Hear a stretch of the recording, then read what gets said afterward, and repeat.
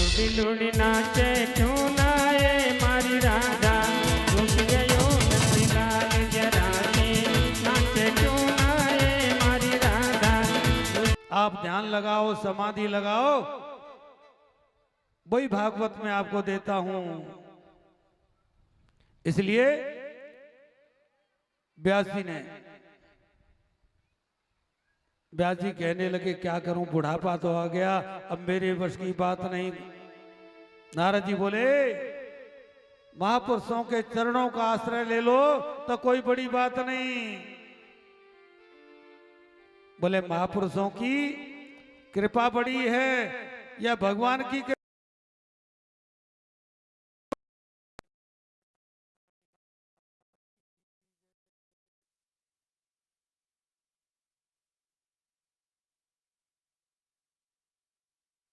में कृपा कौन सी है?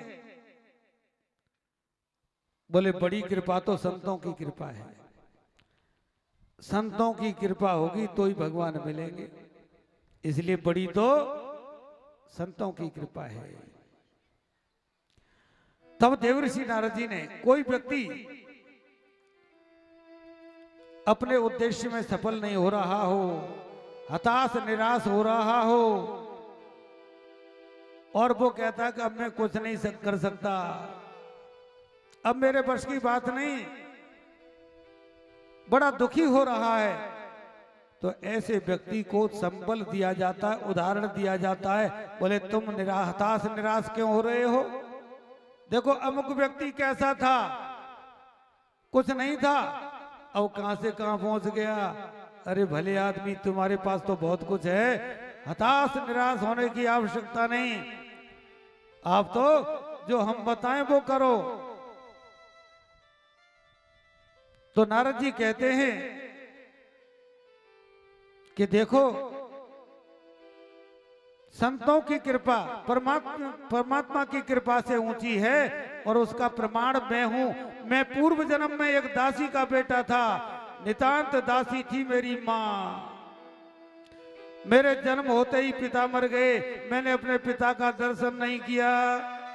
बेचारी वृद्धा माता क्या करती, मुझे गोद में लेकर के ऋषियों का जहां सत्संग होता था सत्संग में लेकर के जाती थी। तो सज्जनों एक बार सदगृहस्थ ऋषि चातुर्मास में ठहरे हुए थे, तो ऋषियों के यहां, तो ऋषियों के आश्रम पर तो सुबह 4 बजे से लेकर शाम को 10 बजे तक कोई सत्संग कथा कीर्तन साधना दिन भर चलता ही रहता है। नारद जी की माता भी अपने छोटे से बालक को लेकर के जाती,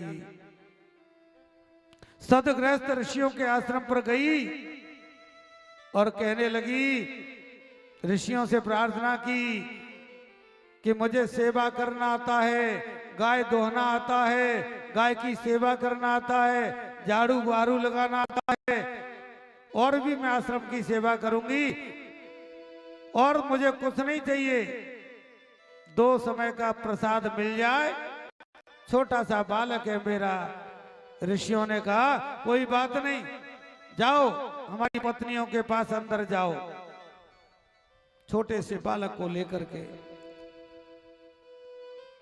नारद जी की माता जब ऋषि पत्नियों के पास पहुंची, प्रणाम करके कहा कि मैं सेवा करना जानती हूँ। ऋषि पत्नियों ने कहा चिंता मत करो, खूब सेवा करो, ठाकुर जी की सेवा करो, गायों की सेवा करो, झाड़ू वारू लगाओ और दोनों समय प्रेम से प्रसाद पाओ। लेकिन यहाँ तो सुबह 4 बजे से शाम को 10 बजे तक कथा कीर्तन सत्संग अनुष्ठान जब तब यहाँ तो चलते रहते हैं। एक बार बाहर से सदगृहस्थ ऋषियों का जब आना हुआ, चातुर्मास के निमित्त ऋषि आए थे, प्रतिदिन वहां सत्संग होता था।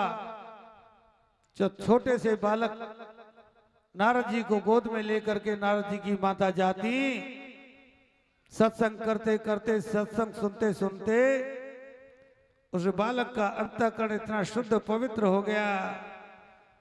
वो ऋषि लोग, महात्मा लोग छोटे से बालक को इतना प्रेम करते थे, उस छोटे से बालक का नाम ही रख दिया बच्चा रामदास।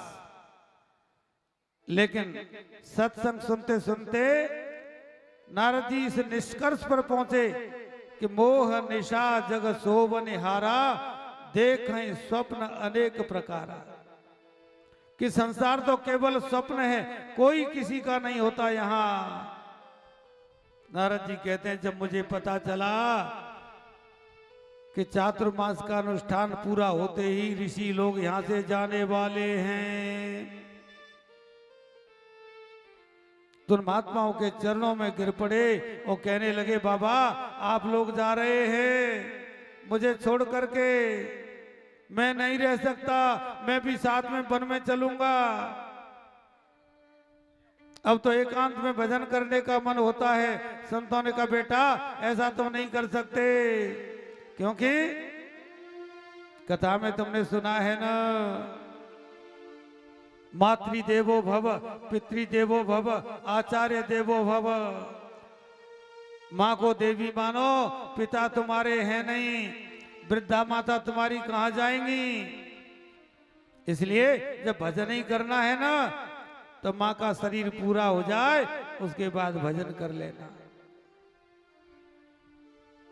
लेकिन ऋषियों ने कृपा करके द्वादशाक्षर मंत्र का उपदेश कर दिया, बालक को संस्कारित कर दिया, दीक्षा दे दी, और संत लोग वहां से प्रस्थान कर गए। संत लोग दीक्षा दे करके तो चले गए। नारद जी ने कहा मेरा मन घर में लगता नहीं। नारद जी कहते मेरी माँ का इकलौता बेटा इतना प्यार करती मुझे कि थोड़ी देर के लिए भी आंखों से ओझल नहीं होने देती, और कहती बेटा रामदास किधर गया, बेटा रामदास किधर गया। मेरी माँ मुझे भजन भी नहीं करने देती। एक दिन मन में आ गया कि मेरी माँ खत्म हो जाए। यद्यपि ऐसा सोचना नहीं चाहिए, लेकिन जीवन में जब वैराग्य आता है तो फिर संसार रहता नहीं। एक दिन मेरी माँ रात्रि में गायों को चारा डालने के लिए गई, गायों को घास डालने के लिए गई, तो उसी घास में बैठा हुआ था विषधर। उस विषधर ने मेरी माँ को काट लिया और मेरी माँ की मृत्यु हो गई। एकदा निर्गतां गेहा दुहंती निशिमगाम पथि सर्पो दशत्पथा स्पृष्ट कृपणाम कालचोदित। नारद जी कहते हैं कि मेरी माँ के मरने के बाद मैं बड़ी जोर से रोया कि मुझे कौन समझाएगा, मुझे कौन रोकेगा। लेकिन मेरी एक आंख से गर्म आंसू और दूसरी आंख से ठंडे आंसू। गर्म आंसू इसलिए कि मेरी मां मर गई, अब मुझे कौन समझाएगा। ठंडे आंसू इसलिए कि मुझे कोई रोकेगा नहीं और मैं वन में जाकर के भगवान का भजन करूंगा। आप देखना, जब सुख के आंसू होते हैं, प्रसन्नता के आंसू होते हैं, ऐसी कोई उपलब्धि आपके बेटे ने उपलब्धि हासिल की हो, कोई प्रतिष्ठा आपके पुत्र को मिली हो, उस समय माता पिता की आंखों में प्रसन्नता के आंसू आते हैं। अच्छा, वो आंसू दुख देते हैं क्या? उसमें भी सुख है, लेकिन जो आंसू दुख के हों उसमें कष्ट होता है, दुख होता है। तो मां के मरने के बाद नारद जी ने विचार किया कि अब मुझे कोई रोकने वाला नहीं है और अब तो शांति से भगवान का भजन करूंगा। वन में जाकर के तपस्या करूंगा। और कहां चले गए? उत्तराखंड हिमाचल में, हिमालय में, बद्रीनाथ धाम में पर्वत की ये गुफा में नाचने लगे, मंत्र का जाप करने लगे। इतना आनंद आया, ऐसे तन्मय हो गए कि हृदय में भगवान का प्राकट्य हो गया। एक क्षण वो झांकी दिखाई दी और एक ही क्षण में वो अंतर्ध्यान हो गई। आकाशवाणी हुई, अरे बेटा अभी तुम्हारे संस्कार शेष हैं, इस जन्म में मुझसे मिलना संभव नहीं। सारी सृष्टि जब प्रलयंकारी समुद्र में डूब गई, दुनिया जब प्रलयंकारी समुद्र में चली गई, मेरी भी मृत्यु हो गई।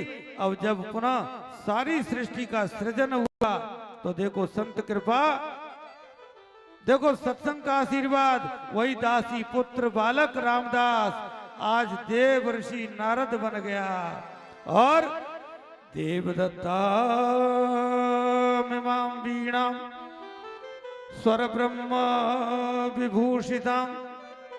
परमात्मा की कथा का मैं गान करता हूं, मेरे हाथ में भगवान की दी हुई ये वीणा है। और व्यासी संतों के आशीर्वाद से दासी का पुत्र बच्चा रामदास देवर्षि नारद बन सकता है, तो आप भागवत की रचना क्यों नहीं कर सकते? संत बने परमार्थी, बेश धरे अवधूत, राम नाम के गोला छूटे, भाग जाए जमदूत। और अच्छी बनेगी तेरी बिगड़ी बनेगी। और क्या कहा? तू संतन के संग लाग रे, तेरी अच्छी बनेगी। संतन के संग लाग रे, तेरी अच्छी बनेगी।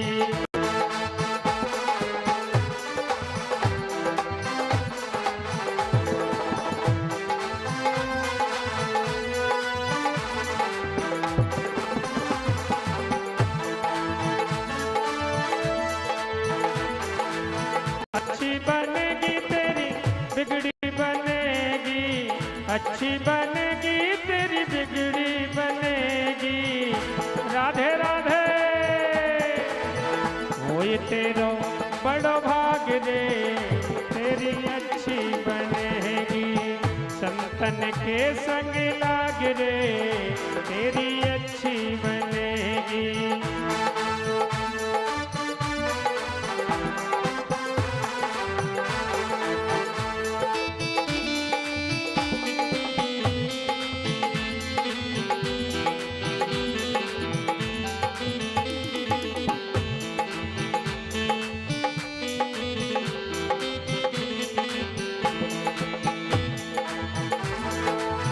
संतन संग कर पुण्य कमाई, संतन संग कर पुण्य कमाई।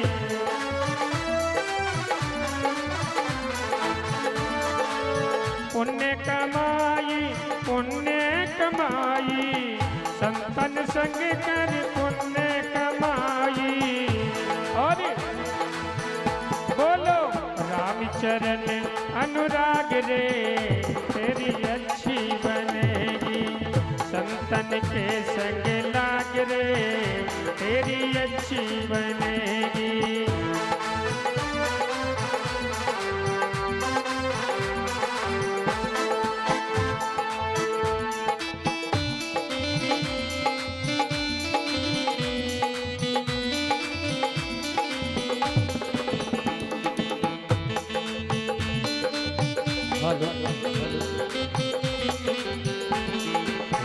कागा से तोए हंस बना में, हरि कागा ते तोए हंस बना में, हंस बना में, हंस बना में, हंस बना तोए हंस बना में। कागा से तोए हंस बना में।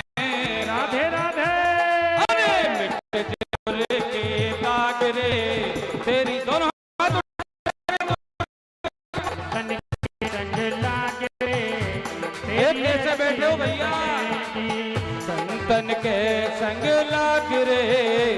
तेरी अच्छी बनेगी। हरि बोल।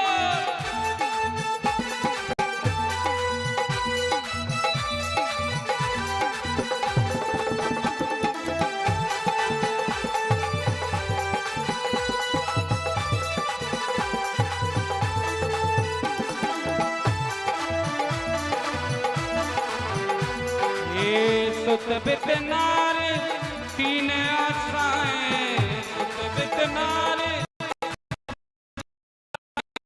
तीन आशाएं, तीन आशाएं, सुत बित नार तीन आशाएं। अब दोनों हाथ ऊपर उठाइए सभी। स्वामी जी महाराज के वर्षों के दोनों हाथ उठाइए। तीन आशाएं केवल, सुत बित नार तीन आशाएं, सुत बित नार तीन आशाएं। त्याग सके तो त्याग रे तेरी अच्छी बनेगी। त्याग सके तो जाग रे तेरी अच्छी बनेगी। तू तो संतन के संग लाग रे तेरी अच्छी बनेगी।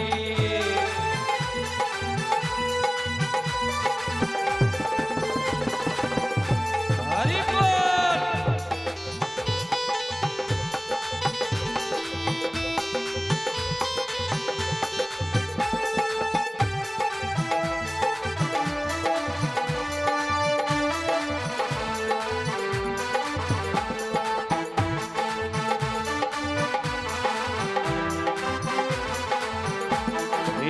ध्रुव जी की बन गई प्रहलाद की बन गई। ध्रुव जी की, ध्रुव जी की बन गई प्रहलाद जी की बन गई। ध्रुव जी की बन गई प्रहलाद जी की बन गई। ध्रुव जी की बन गई प्रहलाद जी की बन गई। तो हरी चर्चा में लाग रे तेरी अच्छी बनेगी। संतन के संग लाग रे तेरी अच्छी बने। ओ तेरी बिगड़ी बनेगी तेरी अच्छी बनेगी। तेरी बिगड़ी बनेगी तेरी अच्छी बनेगी।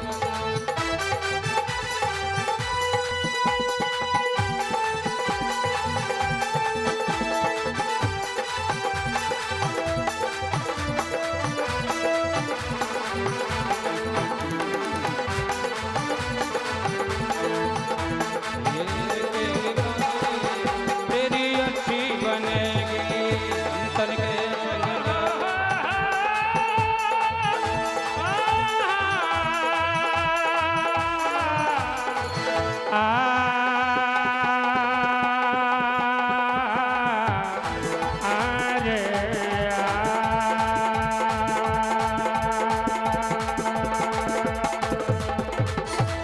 बोलिए स्वामी जी महाराज की बोलिए गुरुदेव भगवान की जय। जय जय श्री राधे श्याम। तो प्रिय सज्जनों, न देवर्षि नारद जी ने अपना पूर्व चरित्र सुनाया। बोले जब दासी पुत्र संतों की कृपा से देवर्षि नारद बन सकता है, तो आप भागवत की कथा क्यों नहीं लिख सकते? आप भागवत क्यों नहीं लिख सकते? हताश निराश हो रहे थे वेद व्यास जी। उनको संबल मिला, उनको आश्रय मिला, अपने आप को संभाला, मन एकाग्र किया, समाधि लगाई, और उसी समाधि में नारद जी ने व्यास जी के कान में 4 मंत्र दे दिए। 4 मंत्रों की भागवत को उतार दिया समाधि लगा करके व्यास जी ने। उन्हीं 4 मंत्रों से 18,000 मंत्रों की रचना कर दी। इतने विशाल काय ग्रंथ की रचना तो हो गई। अब महर्षि वेद व्यास जी सोचने लगे कि भागवत की रचना मेरे हृदय में तो हो गई। देवसी नारद जी ने मुझे भागवत प्रदान तो कर दी, मैंने उसका विस्तार कर दिया, लेकिन अब चिंता हो गई कि सुनाऊं किसे। किसे सुनाऊं? और जब तक योग्य अधिकारी नहीं मिले, उत्तराधिकारी नहीं मिले, तब तक मैं ये किसे सुनाऊं? जैसे कोई पिता परिश्रम करके, ताबड़तोड़ मेहनत करके उसने संपत्ति अर्जित की और बेटा धंधकारी पैदा हो जाए, तो वो ये सोचता है कैसे कैसे तो मैंने इस संपत्ति को इकट्ठा किया, मैंने प्रतिष्ठा बनाई समाज में, और ये नहीं छोड़ेगा, कील भी छोड़े। तो पिता को चिंता हो जाती है, क्या करें, कैसे बचाएं। ऐसे ही व्यास जी सोच रहे हैं कि भागवत की रचना तो होगी, लेकिन अब इसको पढ़ाऊं किसे? गुरु को जब तक योग्य शिष्य नहीं मिलता, पिता को जब तक योग्य पुत्र नहीं मिलता, तो संतोष नहीं होता। वेद व्यास जी ये सोच ही रहे थे, तो उनके हृदय से आवाज आई कि प्रथम अधिकारी है तो वो एक है, वो कौन है? उस अधिकारी का नाम है सुखदेव। मेरा अपना ही औरस पुत्र है, वो है सुखदेव। औरस में हृदय से उत्पन्न है। आत्मा वही जायते पुत्र, आत्मा ही पुत्र के रूप में आती है। तो व्यास जी के हृदय से आवाज निकली कि देखो, 4 अंगुल की कौपीन भी जिसने त्याग दी, ऐसे सुखदेव को खींचकर लाने की सामर्थ्य यदि किसी में है तो वो है कृष्ण कथा। जो निर्गुण ब्रह्म की समाधि में बैठा है, उसको कैसे लाया जाए?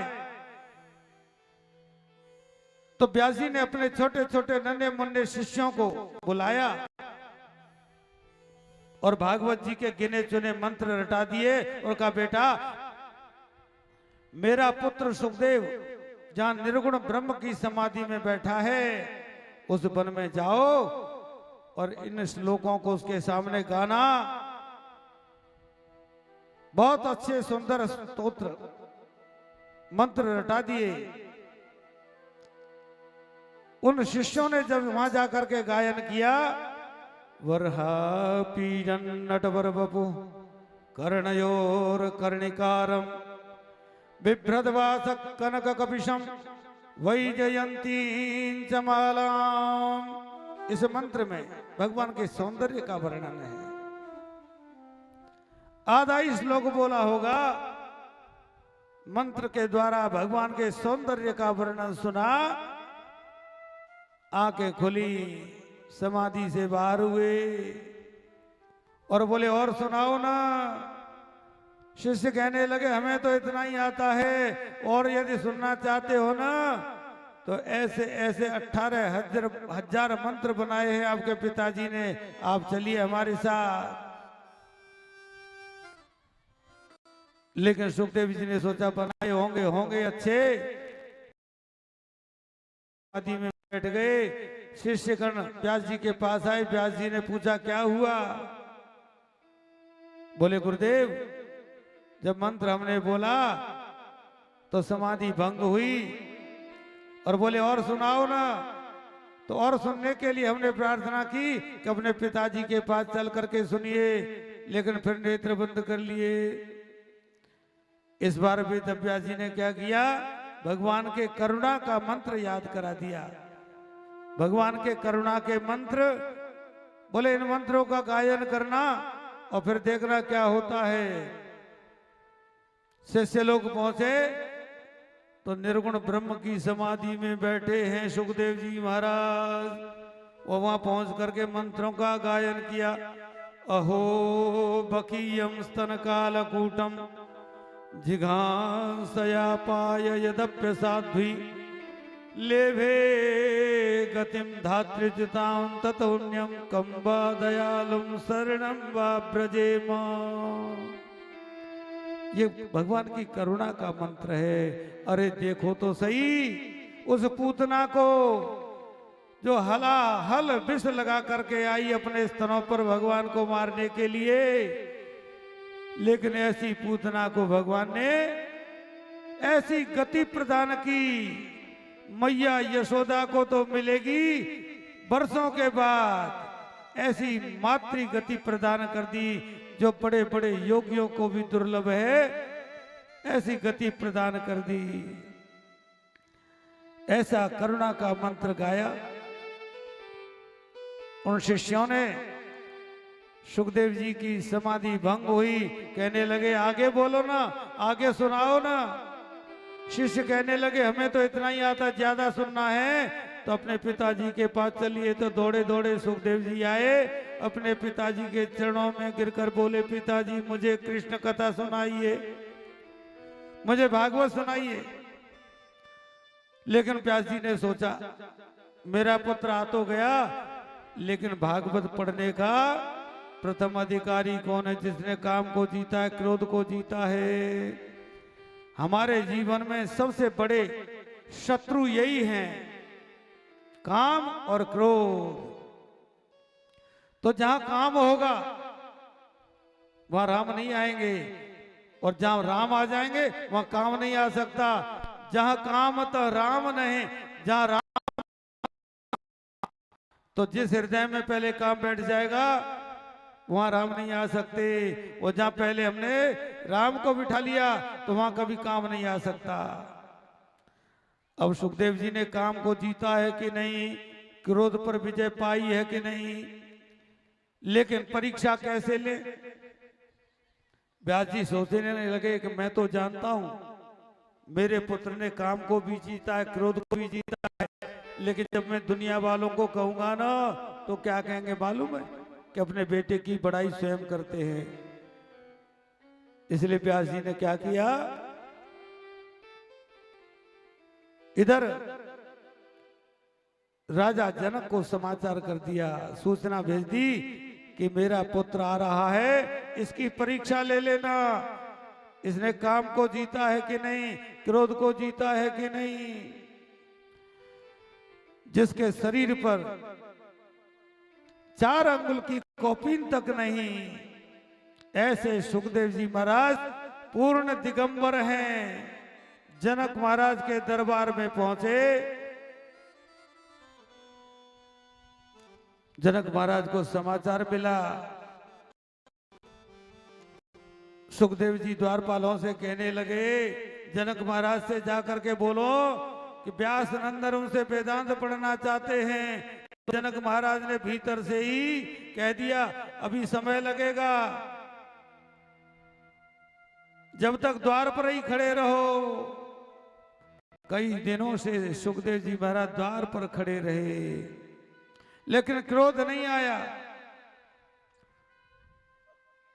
लेकिन बाद में सैनिकों से कहा कि जाओ, यदि क्रोध की मुद्रा दिखाई दे तो वापस कर देना। सैनिक लोग आए और सैनिकों ने समाचार दिया महाराज ऐसा संत तो हमने आज तक नहीं देखा। अरे पहले दिन जैसी आकृति थी वैसी ही आकृति है, कोई अंतर नहीं है। जनक महाराज कहने लगे कि मैंने एक संत का अपराध किया है, भारी अपराध किया है, लेकिन मैं क्या कर सकता हूं। द्वार पर गए और बोले आइए पधारिए। सुखदेव जी ने कहा मैं व्यास पुत्र सुखदेव आपसे वेदांत पढ़ना चाहता हूं। जनक महाराज ने कहा पधारिए पढ़ाएंगे, लेकिन इशारा कर दिया जनक ने। क्रोध तो जीत लिया, लेकिन काम को जीता है कि नहीं। तो अंतःपुर में सुखदेव जी को बिठा दिया। राजा जनक चले गए तो एक से एक विश्व सुंदरियां, उन विश्व सुंदरियों के मध्य में सुखदेव जी को रखा गया। लेकिन सुखदेव जी के चेहरे पर जरा भी कोई अंतर नहीं, जरा भी विकृति के भाव नहीं। जनक महाराज को जब पता लगा तो जनक महाराज आए, सुखदेव जी के चरणों में साष्टांग दंडवत प्रणाम करने लगे। सुखदेव जी कहने लगे कि राजन, मैं व्यास नंदन सुखदेव आपसे भागवत का अध्ययन करना चाहता हूं, मैं आपसे वेदांत पढ़ना चाहता हूं, मैं आपसे वेदों का अध्ययन करना चाहता हूं। जनक महाराज कहने लगे, आपको क्या मैं वेदांत पढ़ाऊंगा, आप तो वेदांत के सशक्त हस्ताक्षर हो। तो सज्जनों, आज राजा जनक से परीक्षित होकर के सुखदेव जी वहां से प्रस्थान करते हैं और जैसे ही वेद व्यास जी के पास आए तो वेद व्यास जी को इतनी प्रसन्नता हुई कि मैं जैसा अधिकारी चाहता था वैसा अधिकारी मुझे मिल गया। तो सज्जनों, पुराणों की विद्या दिगंबर नहीं कह सकता, इसलिए व्यास जी ने उन्हें कौपीन पहनाई। सुखदेव जी दिगंबर जरूर हैं, लेकिन ऐसे दिगंबर नहीं, अब कौपीन पहनते हैं। तो भागवत जी का अध्ययन कराया और भागवत को पढ़ करके सुखदेव जी गदगद हो गए। तो राजर्षि परीक्षित को जब सप्त दिवस में मृत्यु का श्राप मिला, कोई भी निर्णय नहीं कर पाया, केवल 7 दिन में परीक्षित को मोक्ष कैसे मिले। तभी आदरणीय सुखदेव जी परीक्षित की सभा में आए, ऐसी भागवत सुनाई कि परीक्षित 7वें दिन परीक्षित के लिए विमान आ गया और परीक्षित वैकुंठ को चले गए। ऋषियों ने प्रश्न कर लिया और पूछा, ये परीक्षित कौन है, किसके पुत्र हैं, 7 दिन में मरने का श्राप इन्हें क्यों मिला। सूत जी ने कहा, परीक्षित के जन्म प्रसंग को सुनाना मैं कोई आवश्यकता नहीं समझता, लेकिन मैं सुनाऊंगा, क्योंकि परीक्षित की जन्म कथा से भगवान श्री कृष्ण की कथा का उदय होता है। अरे जिस मानव की कथा परमात्मा से संबंध जोड़ ले, उसकी कथा, उसका चरित्र परमात्मा से कम थोड़ा ही होता है, इसलिए मैं सुनाऊंगा। बोले, जिस समय कौरव पांडवों का युद्ध चल रहा था, सभी कौरव मारे गए, केवल एक बचा है दुर्योधन। तो भीमसेन ने अपनी गदा के प्रहार से दुर्योधन की जंघा को तोड़ दिया। एक एक पल गिन रहा है। उसी समय गुरु द्रोणाचार्य का पुत्र दुर्योधन का मित्र अश्वत्थामा आया। अश्वत्थामा ने देखा और कहने लगा, मित्र पर ये तुम्हारी दुर्गति किसने की है। दुर्योधन कहने लगा, मित्र कैसे भी हो, यदि तुम पांडवों को मार सको तो मैं समझूंगा मुझे सब कुछ मिल गया। कैसे भी हो, 5 पांडवों को मार करके आओ तो मैं समझ लूंगा। अश्वत्थामा कहने लगा, अरे ये कौन बड़ी बात है, समझ लो 5 पांडव आज ही मर गए।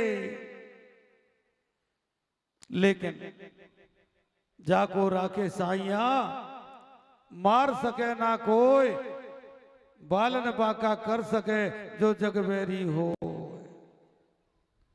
अरे जिनका रक्षक गोविंद है, उनका कौन क्या बिगाड़ सकता है। आज कन्हैया 5 पांडव तो तान दुपट्टा सो रहे हैं आराम से, लेकिन कन्हैया पहरा दे रहे हैं। अर्धरात्रि में अर्जुन की नींद खुली तो देखा कि गोपाल आपको नींद नहीं आई। भगवान कहने लगे, तुम तो तान दुपट्टा सो रहे हो, तुमको क्या चिंता है। बोले, भगवान जब आप हमारे रक्षक हैं तो हमको किस बात की चिंता। भगवान बोले, लेकिन अब आपको यहां नहीं रहना है। भगवान ने स्थान परिवर्तन करा दिया। पांडवों को तो वहां से दूसरे स्थान पर ले गए। बोले, अब आपको यहां नहीं सोना चाहिए। और वहां पर द्रौपदी के 5 पुत्र सोते रह गए। रात्रि के अंधकार में अश्वत्थामा आया, द्रौपदी के 5 पुत्रों को पांडव समझ करके उनका वध कर दिया। 5 को शीश लेकर के आया दुर्योधन के पास और कहने लगा, मित्रवर, मैंने तुम्हारा काम कर दिया है। बोले क्या प्रमाण है? बोले प्रमाण ही तो मैं साथ में लाया हूं। और जैसे 5 सिरों को प्रकाश में देखा, दुर्योधन कहने लगा, रे मित्र, ये तुमने क्या किया? मैंने तो 5 पांडवों को मारने के लिए कहा था, ये तो तुमने द्रौपदी के 5 पुत्रों को मार दिया। अरे हमारे कुल में कोई बचा नहीं, एक पुत्र बचा था मेरा, वो भी मृत्यु को प्राप्त हो गया। ये तो द्रौपदी के 5 बेटे वो तुमने मार दिए। रोते रोते दुर्योधन जमीन पर गिर पड़ा, उसका प्राणांत हो गया। द्रौपदी कुरही की बात करुण क्रंदन करती है, विलाप करती है। क्या बिगाड़ा था मेरे पुत्रों ने? दुष्ट अश्वत्थामा ने क्यों मार दिया? मेरे अबोध बच्चे सो रहे थे, सोते हुए सिर काट लिए। इस दृश्य को देखने के लिए हजारों लोग आ रहे हैं, जा रहे हैं, आ रहे हैं, जा रहे हैं। जब इस करुण क्रंदन को अर्जुन ने सुना तो अर्जुन ने धनुष बाण गांडीव धनुष हाथ में लिया और बोले, द्रौपदी, तुम्हारे पुत्रों को मारने वाला अश्वत्थामा आकाश पाताल में कहीं भी होगा, जीवित नहीं छोड़ूंगा। अश्वत्थामा ने देखा अर्जुन हमें मार देंगे, अपना ब्रह्मास्त्र चला दिया। उस विशाल ब्रह्मास्त्र को आते देखा तो सज्जनों, अश्वत्थामा ने देखा कि अर्जुन हमें मार देंगे, और जब विशाल ब्रह्मास्त्र को आते देखा तो अर्जुन कृष्ण के चरणों में गिर पड़े और बोले, कृष्ण कृष्ण महाबाहो भक्ता नाम भयंकर त्वमेको दह्यमाना नाम अपवर्गोसी संस्कृते। कन्हैया मुझे बचाओ, ये ब्रह्मास्त्र मुझे जला करके भस्म कर देगा। भगवान कहने लगे, डरते क्यों हो? अरे कभी कभी विष की औषधि विष होती है, कांटे को कांटे से निकालते हैं। एक ब्रह्मास्त्र को शांत करने के लिए दूसरा ब्रह्मास्त्र छोड़ो। इसलिए अर्जुन ने अपने ब्रह्मास्त्र को चलाया तो दोनों ब्रह्मास्त्र टकरा करके शांत होकर के नीचे गिर पड़े। अर्जुन ने दौड़ करके अश्वत्थामा के केस पकड़ लिए और खींच करके ले आया द्रौपदी के पास। और द्रौपदी से कहने लगे, अर्जुन देवी, तुम्हारे पुत्रों को मारने वाला ये आतताई, ऐसा निकृष्ट चरित्र जिसने तुम्हारे 5 पुत्रों को, सोते हुए पुत्रों का वध किया है, इसलिए बताओ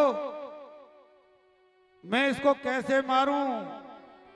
5 पुत्रों का वध किया है, इस हिसाब से तो इसका 5 बार वध होना चाहिए, लेकिन ये जब भी मरेगा तो एक ही बार मरेगा।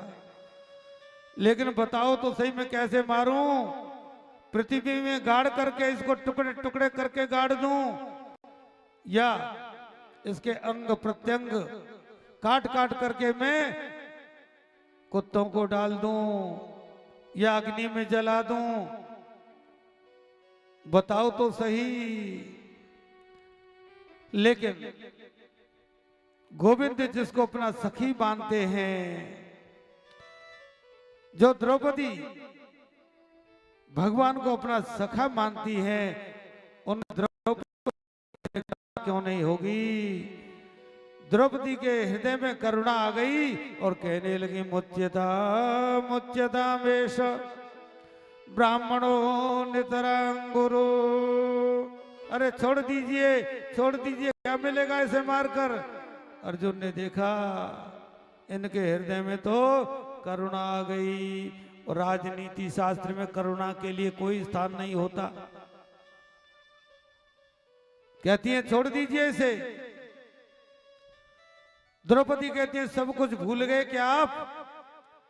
गुरु द्रोणाचार्य ने जो विद्या अपने पुत्र को नहीं सिखाई वही विद्या आपको सिखाई है। और क्या द्रोणाचार्य की विधवा अश्वत्थामा की मां विलाप नहीं करेंगी? क्या उनको दुख नहीं होगा? गुरु माता को रोते हुए देखना क्या आपको अच्छा लगेगा? जिस तरह से कुरई की भांति में विलाप कर रही हूं, क्या इसकी माता गौतमी रुदन नहीं करेगी? लेकिन भगवान तो शांत खड़े हैं, क्या करें क्या नहीं करें। अर्जुन भी किम कर्तव्य विमूढ़ हो गए कि क्या करूं क्या नहीं करूं। तुरंत भगवान के चरणों में पड़ गए और कहने लगे मेरा मार्गदर्शन करो।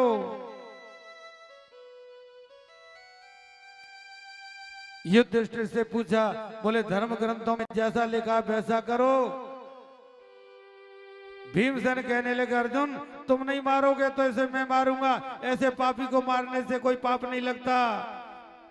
नकुल सहदेव कहने लगे अरे बड़े मजले भैया ठीक तो कह रहे हैं, लेकिन द्रौपदी तो दया स्वरूपा हैं, द्वारकाधीश शांत करते हैं। अर्जुन ने भगवान के चरणों में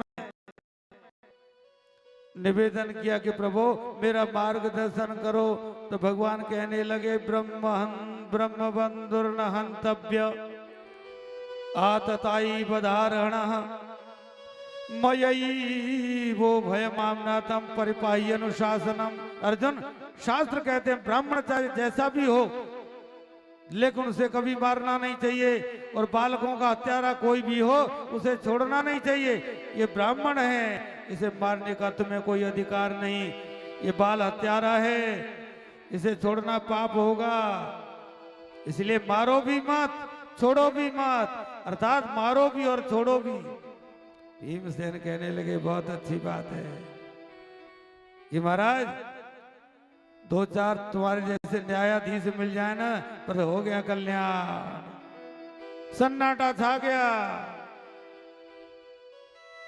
गोस्वामी जी कहते हैं पूज्य विप्र सकल गुणहीना शूद्र न गुण गण वेद प्रवीणा। पूज्य विप्र सकल गुणहीना शूद्र न गुण गण वेद प्रवीणा। शूद्र न गुण गण वेद प्रवीणा। पूज्य विप्र सकल गुणहीना।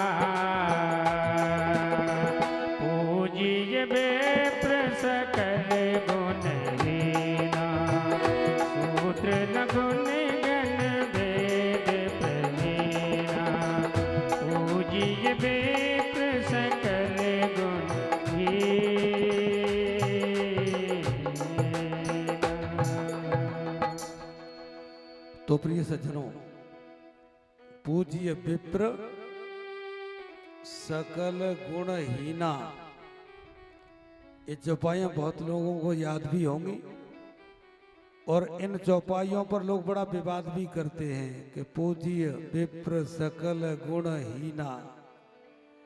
लेकिन विवाद वही करते हैं जिन्होंने केवल एक ही अर्थ जानते हैं, वो और अर्थ नहीं जानते। ये हमने कल भी बताया था। जैसे एक व्यक्ति है एक ही व्यक्ति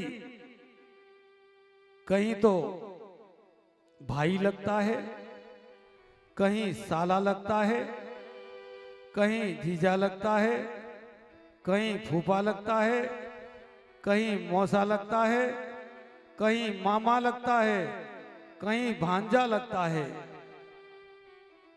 अरे जैसा संबंध होगा वहां वैसा ही तो लगेगा। और वो ये हट पकड़ ले कि नहीं हमको तो तुम फूफा कहो, अब जहां भी जाए कि हमको तो तुम फूफा कहो। अरे फूफा तो जहां लगेगा वहीं तो लगेगा, कि सब जगह थोड़ी ही लगेगा। ऐसे ही जो लोग पढ़ते हैं ना, परंपरा से जिन्होंने शास्त्रों का अध्ययन नहीं किया है, रामायण की चौपाइयां घोंट तो लेते हैं लेकिन उतना ही तो जानते हैं, और हट पकड़ जाएंगे कि नहीं इसका यही अर्थ है। ऐसे ही लोग विवाद करते हैं। इसलिए कहते हैं गुरुमुखात पढ़ना चाहिए, शास्त्रों को पढ़ना चाहिए। एक शब्द के अनेक अर्थ होते हैं, कौन से प्रकरण में क्या अर्थ दे रहा है। तो सज्जनों यहां लिखा, पूज्य विप्र सकल गुण हीना। जो सकल गुण से हीन हो गया उसका तो भगवान का ही रूप है। तीनों गुण प्रकृति में है, 3 गुण, और ये तीनों गुणों गुणा गुणेषु प्रतंत्र।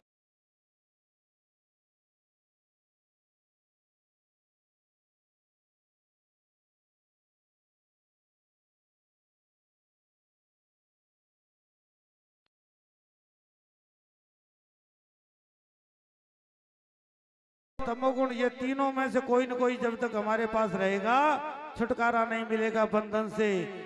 और जब आप त्रिगुणातीत हो जाओगे ना, त्रिगुणातीत हो जाओगे तो क्या बन जाओगे? अत्री। अत्री माने जिसमें 3 नहीं है, सतोगुण, रजोगुण और तमोगुण, ये 3 नहीं है, वो तो पूजा के योग्य है ही। लेकिन शूद्र न पूज्य गुण गण वेद प्रवीणा, अर्थात गुणों से युक्त हो, वेदों का विद्वान हो, ऐसा शूद्र पूजने के योग्य नहीं है। वो क्यों? आपने देखा होगा, पढ़ लिख तो गए, खूब पढ़ लिख गए, शिक्षा विशारद बन गए, लेकिन इतना अहंकार आ गया कि न तो माता पिता को झुकना जानते हैं, न तो माता पिता की सेवा करना जानते हैं, क्योंकि माता पिता अनपढ़ हैं। अब किसी का बेटा कलेक्टर बन जाए और बाप हो अनपढ़, तो बाप को नहीं बुलाता वहां महफिल में, क्योंकि बाप आएगा तो हमारी बेइज्जती होगी। ऐसे निकृष्ट पुत्रों में जो संस्कार है ना, तो वो पूजा के योग्य है क्या? उसकी पूजा करनी है। शिक्षा तो खूब है, लेकिन ऐसी शिक्षा का आचार डाले जो माँ बाप को माँ बाप ही नहीं मानता। इसलिए ऐसा व्यक्ति का वो शूद्र है। शूद्र से वो अर्थ नहीं ले लेना वर्णाश्रम वाला। शूद्र का अर्थ है आशूद्रवती थी शूद्र, जो शीघ्र ही द्रवित हो जाता, जिसके जीवन में कोई सिद्धांत ही नहीं। गंगा गए तो गंगादास बन गए और जमुना गए तो जमुना दास गए, अपना कोई मत ही नहीं, कोई सिद्धांत नहीं, उसको कहते हैं शूद्र। भगवान ने इशारा किया, अर्जुन समझ गए, तो भरी सभा में अश्वत्थामा की आधी दाढ़ी मोड़ दी, आधी मूछें मोड़ दी, आधे सिर के बाल काट दिए और सिर से उसकी मणि निकाल ली, धक्का दे करके निकाल दिया। अधम ब्राह्मण का यही तो बध है। इससे बड़ा और बध क्या हो सकता है? कोई व्यक्ति प्रतिष्ठित है, समाज उसकी पूजा करता है, और उससे कोई सामाजिक अपराध हो जाए तो उसको चैन नहीं पड़ेगा, रात दिन उसको नींद नहीं आएगी। अरे सब लोग मेरी पूजा करते हैं, मेरी प्रतिष्ठा करते हैं और मेरे से ऐसा अपराध बन गया है, अब क्या करूं? ऐसे व्यक्ति को यदि कोई कुछ कह देता है तो वो कहता है इससे अच्छा तो मार देते तो ठीक था, अर्थात वो मरने से भी ज्यादा है। तो सज्जनों, जरा सा दंडित किया, काम तो ऐसा किया मरने का, लेकिन मारा नहीं, थोड़ा सा दंडित किया और वहां से निकाल दिया। लेकिन अश्वत्थामा के मन में तो ईर्ष्या है। अपने आश्रम पर पहुंचा और सोचने लगा कि पांडवों के वंश को निर्वंश करके मानूंगा, इस वंश में कोई पानी देने वाला नहीं बचेगा। सोचने लगा इनके वंश में बचाई कौन है?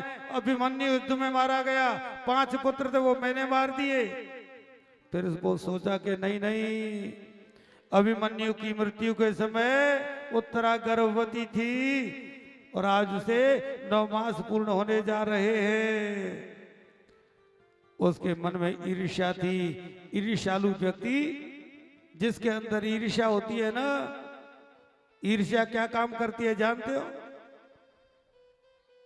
किसी के एक आंख थी, उसने सोचा पड़ोसी की दोनों आंखें हैं, क्या किया जाए किसकी दोनों आंखें चली जाए। उसने ऐसे ऐसे गड्ढे खुदवाना शुरू कर दिया कि घर से निकलते ही उसमें गिरे कि मैं तो अपनी एक से काम चला लूंगा, लेकिन इसकी दोनों जानी चाहिए। अपना भले ही अहित हो जाए, लेकिन दूसरे का पटपरा कर दो और दूसरे को दुख दे करके और मानो वो राजा बन गए हों, इतने खुश होते हैं। तो ये ईर्ष्यालु का लक्षण है। उसने क्या किया? उसने अपना ब्रह्मास्त्र छोड़ दिया, क्योंकि उत्तरा के गर्भ में जो बालक है उसको मारने के लिए ब्रह्मास्त्र जो छोड़ दिया, वो उत्तरा पांडवों के पास नहीं गई। एक से एक बलशाली है पांडव, लेकिन पांडवों के पास नहीं गई। वो उत्तरा रोती बिलखती भगवान के चरणों में भगवान से प्रार्थना करती है, पाए पाए महायोगिन देव देव जगतपते नान्यम तद्वयम पश्ये यत्य मृत्यु परस्परम। हे गोविंद, ये ब्रह्मास्त्र मुझे जला करके भले ही भस्म कर दे, इसकी मुझे परवाह नहीं, लेकिन मेरे गर्भस्थ शिशु की कैसे भी रक्षा करो। भगवान ने देखा कितना निकृष्ट चरित्र हो गया है अश्वत्थामा का। भगवान कहने लगे, उत्तरा बेटी, जरा अपने मन में मातृभाव लाओ। और जैसे ही उत्तरा ने मातृभाव अपने हृदय में लाया, भगवान चतुर्भुजी रूप धारण किया। भगवान ने गर्भ में भगवान ने अपने सुदर्शन चक्र को घुमाया, उस बालक की रक्षा की। और एक रूप से भगवान बाहर भी खड़े हैं, एक रूप से भगवान गर्भ में उस बालक की रक्षा कर रहे हैं। उत्तरा के गर्भ में प्रवेश कर गए और गर्भस्थ शिशु की प्राण रक्षा की। भगवान ने बाहर आकर के पूछा कि बेटी, अब कोई परेशानी तो नहीं, कोई कष्ट तो नहीं? उत्तरा कहने लगी, प्रभु अब कोई कष्ट नहीं, कोई किसी प्रकार की परेशानी नहीं। लेकिन जैसे भगवान के सामने जीव की चालाकी नहीं चलती, ऐसे ही भगवान की चालाकी भी भगवान के भक्तों के सामने नहीं चलती।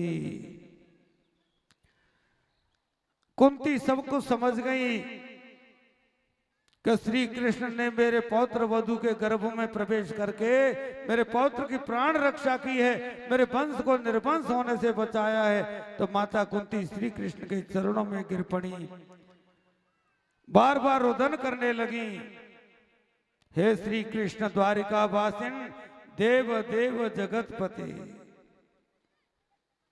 हे गोपाल मैं प्रणाम करती हूं, आप तो साक्षात जगदीश्वर हैं, जगत नियंता हैं, अखिलेश्वर है, निर्गुण ब्रह्म ही सगुण रूप में अवतरित होकर के आया है। भगवान बोले बुआ जी आप ये क्या कह रही हो? अरे मुझे भगवान बता रही हो, मैं तो आपके भाई का सबसे छोटा पुत्र हूं। कुंती बोली यही नाटक तो कन्हैया आपका समझ में नहीं आता, किसी को बाबा बनाते हो, किसी को कुछ बनाते हो, किसी को बुआ बनाते हो। अरे ये क्यों भूल जाते हो कि सबके परबाबा केवल तुम ही हो, लेकिन आज मुझे प्रणाम करने से नहीं रोक सकते। भगवान कहने लगे बुआ ये तुम मुझे भगवान मानती हो ना, भगवान ही समझती हो ना, तो आज आप जिसके मन में जो आकांक्षा हो वो मांग लो। बोले युधिष्ठिर जी सबसे बड़े हैं, पहले पर युधिष्ठिर जी को मांगना चाहिए। तो युधिष्ठिर कहने लगे भगवान कैसी भी भीषण परिस्थिति आ जाए मैं सत्य से पीछे नहीं हटूं, मुझे ऐसा वरदान दे दो। भीमसेन कहने लगे भगवान मेरा नाम तो वैसे ही बदनाम है, मुझे लोग भोजन भट्ट कहते हैं, मुझे तो ऐसा आशीर्वाद दे दो कि चलते फिरते उठते बैठते खाते पीते हर समय आपका नाम स्मरण बना रहे। अर्जुन कहते हैं भगवान मैंने तो आपको गुरु माना है, गुरु और शिष्य का भाव मेरे हृदय से न निकले, बस मुझे यही दे दो। पूरे महाभारत में एक मूक पात्रा है सुभद्रा, सुभद्रा ने भगवान से आज तक कुछ नहीं मांगा। सुभद्रा तो कहती हैं कृष्ण त्वदीय पद पंकज पंजरांते अद्यैव विशतु मे मानस राज हंस प्राण प्रयाण समय कफवात पित्तै कंठावरोधन विदौ स्मरणं कुतस्ते। सुभद्रा कहती हैं मुझे तो एक ही वर दे दो कन्हैया कि आपके चरण एक प्रकार का पिंजरा है और मेरा मन जो है ना राजहंस है, तो मेरा मन रूपी मयूर आपके चरण रूपी पिंजरे में आज ही फंस जाए, क्योंकि प्राण निकलने का समय आने पर कंठ अवरुद्ध हो जाता है।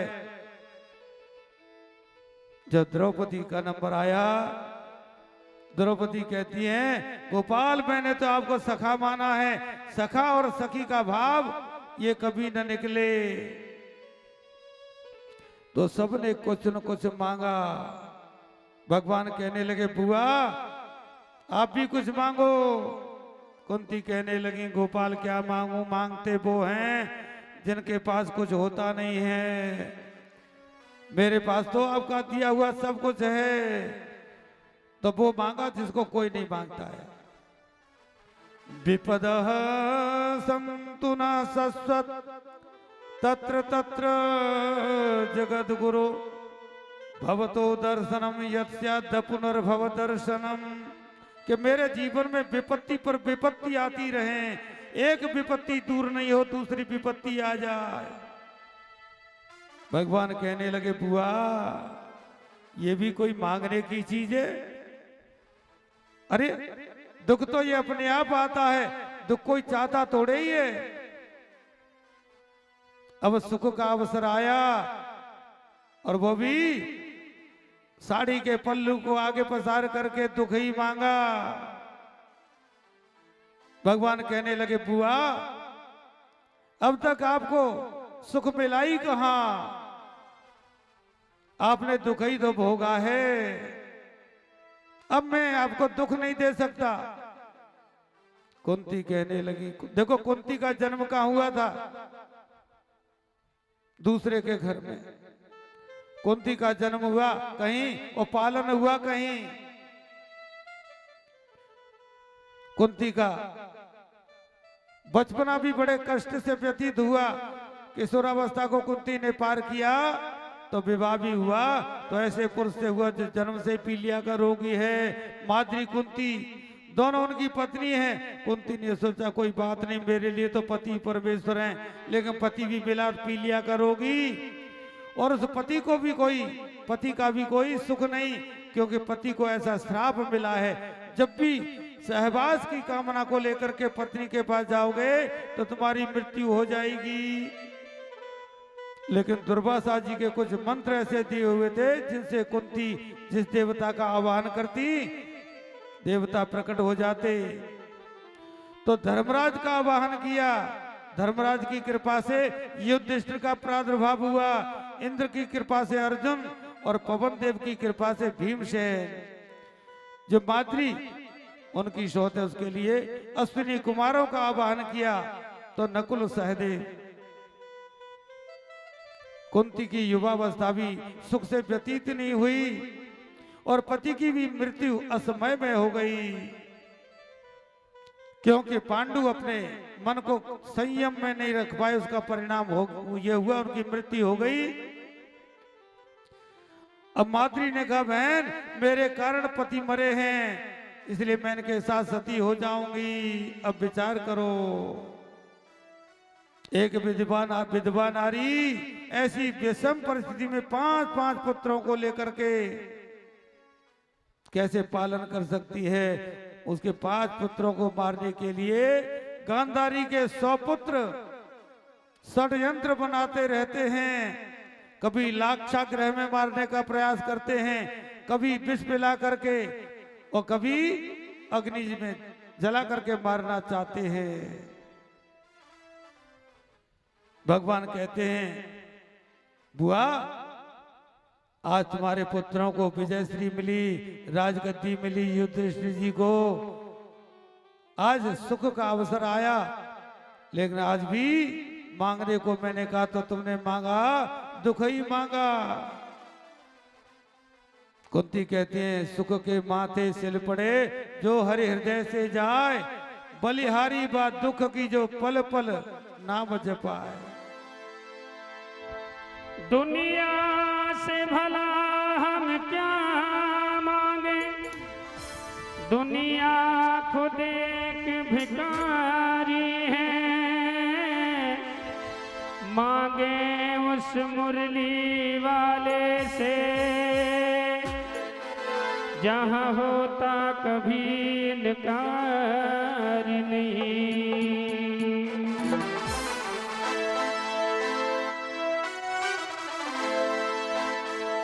ओ मेरे सिर पर रख दो काना अपने ये दोनों हाथ। कहने लगी मैया कुंती मेरे सिर पर रख दो काना अपने ये दोनों हाथ, और देना हो तो दीजिए जन्म जन्म का साथ, देना हो तो दीजिए जन्म जन्म का साथ।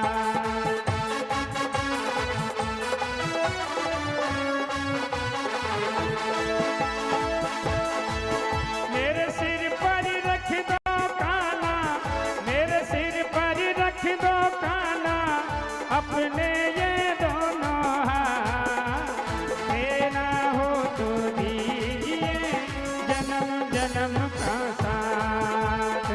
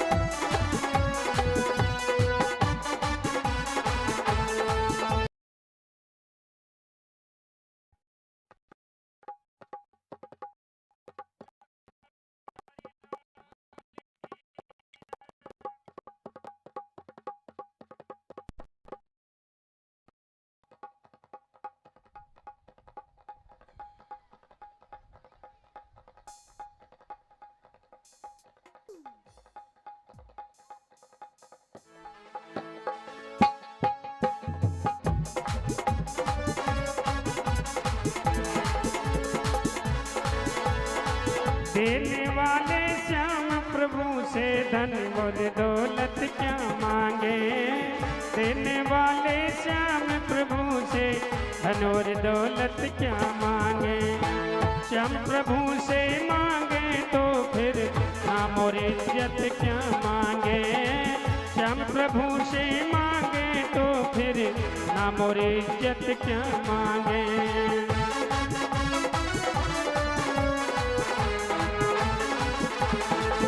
हे कन्हैया मेरे जीवन में अब कर दे, मेरे जीवन में अब कर दे तू कृपा की बरसा।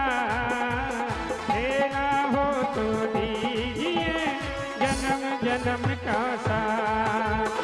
तेरा हो तो दीजिए जन्म जन्म का साथ।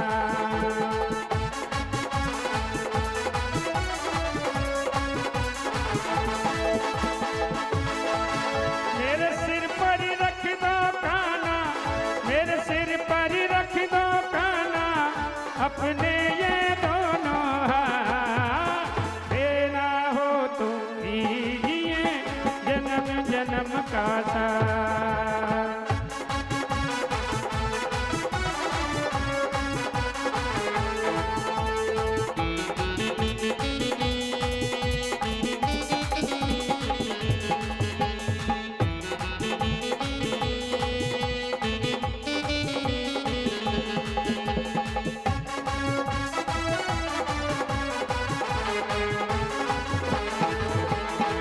कन्हैया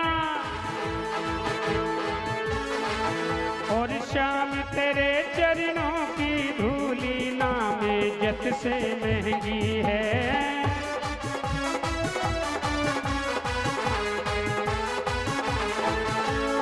एक नजर कृपा की का नाम इज्जत से महंगी है।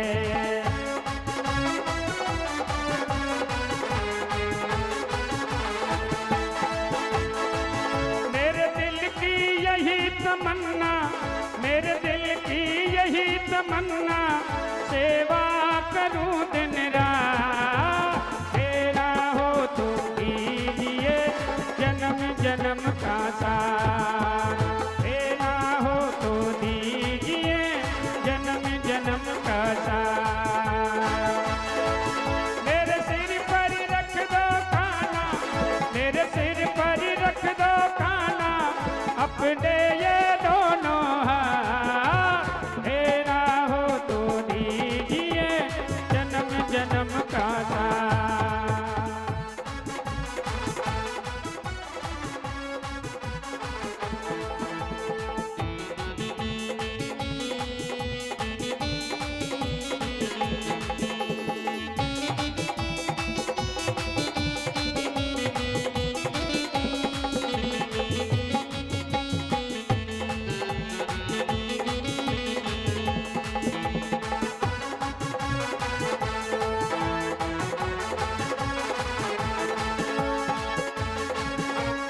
और कन्हैया सुना है हमने शरणागत को अपने गले लगाते हो। सुना है हमने शरणागत को अपने गले लगाते हो।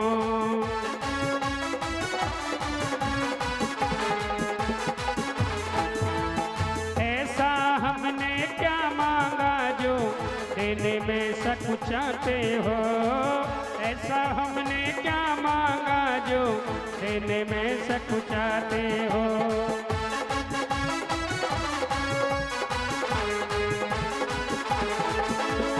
हे मेरे श्याम चाहे जैसा रख बनवारी, चाहे जैसा रख बनवारी बस होती रहे मुलाकात। तेरा हो तो दीजिए जन्म जन्म का साथ। तेरा हो तो दीजिए जन्म जन्म का साथ।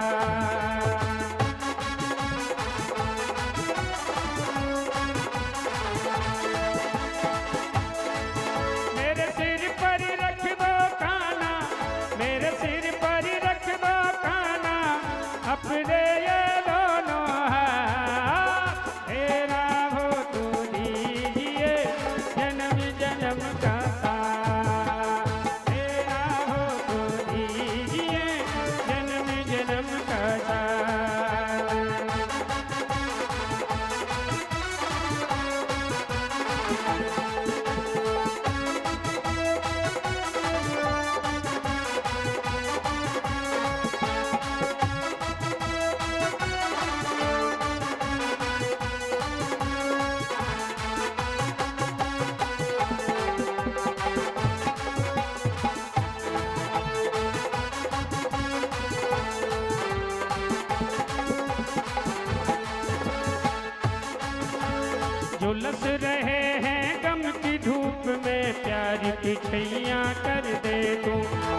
झुलस रहे हैं गम की धूप में, प्यार की छैया कर दे तू।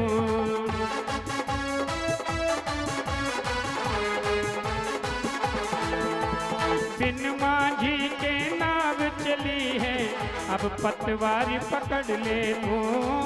बिन माझी के नाव चली है, अब पतवार पकड़ ले तू।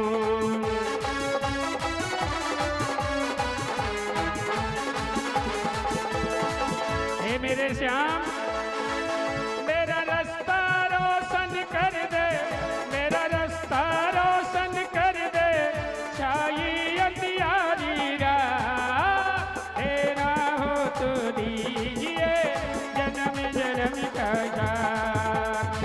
तेरा हो तो दीजिए जन्म जन्म का साथ। मेरे सिर पर रख दो खाना, मेरे सिर पर रख दो खाना, अपने ये दोनों हाथ। तेरा हो तो दीजिए जन्म जन्म का साथ। तेरा हो तो दीजिए जन्म जन्म का साथ। तेरा हो तो दीजिए जन्म जन्म का साथ। तेरा हो तो दीजिए जन्म जन्म का साथ।